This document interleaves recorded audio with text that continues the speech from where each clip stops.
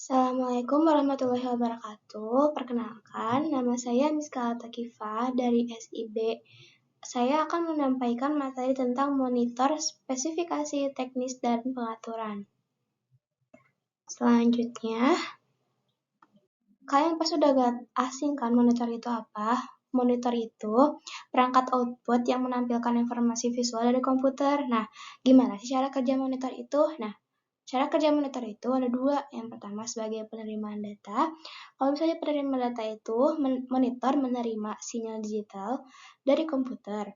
Biasanya melalui koneksi seperti HDMI, DisplayPort, atau VGA. Yang kedua itu ada konversi sinyal. Sinyal dapat diubah menjadi gambar visual melalui teknologi layar tertentu. Selanjutnya ada teknologi layar dan spesifikasi teknis utama.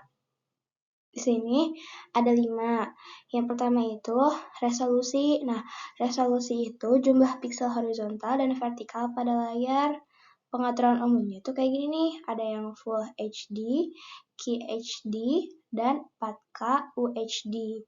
Nah, kalau misalnya resolusinya lebih tinggi, itu pasti menyediakan detail yang lebih tajam. Selanjutnya ada refresh rate. Refresh rate ini jumlah kali per detik layar dapat memperbaharui gambar. Nah, ini tuh pengaturannya ada 60 Hz, 120 Hz. Dan selanjutnya, pengaruh refresh rate ini yang lebih tinggi ini akan menyediakan gerakan yang lebih halus dan penting untuk game atau video. Selanjutnya ada response time. Response time adalah waktu yang dibutuhkan untuk piksel berubah dari suatu warna ke warna yang lainnya. Biasanya ini diukur dalam milidetik atau ms. Dengan nilai lebih rendah diutamakan pengaruh response time ini. Kalau misalnya response time-nya rendah, bakal mengurangi ghosting atau blur dalam gerakan yang cepat. Selanjutnya ada brightness atau kontras. Itu adalah tingkat kecerahan dan perbandingan antara warna terang dan gelap. Pengaturannya itu, ini kecerahan diukur dalam nits atau kontras ratio seperti 1000:1. Terus pengaruhnya itu ada kalau misalnya pengaturan ini mempengaruhi kemudahan dalam melihat konten dalam berbagai kondisi pencahayaan, kualitas, atau gambar secara keseluruhan.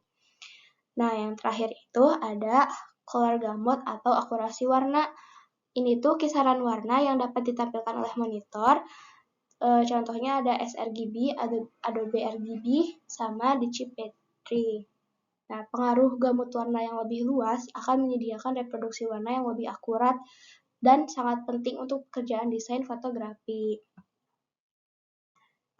Selanjutnya ada pengaturan kalibrasi. Kalau misalnya kalibrasi warna itu menyesuaikan setting warna untuk mencapai reproduksi warna yang lebih akurat. Nah, yang kedua itu ada pengaturan berbasis penggunaan. Pengaturan ini berbeda dari penggunaan. Contohnya kayak gaming, pekerjaan grafis, atau konsumsi media. Selanjutnya itu ada evolusi monitor. Dari CRT teknologi modern, perkembangan dari CRT yang lebih besar tidak efisien menjadi LCD, LED, OLED yang lebih tipis, hemat energi, dan berkualitas tinggi. Yang kedua itu ada inovasi dalam display, termasuk peningkatan resolusi, refresh rate, dan teknologi layar sentuh. Nah, dampak pengalaman pengguna itu ada 2, customerisasi berdasarkan kebutuhan, kemampuan untuk mengatur resolusi refresh rate, dan setting lain memungkinkan pengguna untuk mengoptimalkan monitor berdasarkan kebutuhan mereka. Yang kedua itu, pentingnya untuk aplikasi tertentu. Nah, setting ini sangat penting untuk aplikasi yang membutuhkan presisi visual tinggi, contohnya desain grafis, fotografi, sama gaming. Sekian yang dapat saya sampaikan. Mohon maaf apabila ada kesalahan. Assalamualaikum warahmatullahi wabarakatuh.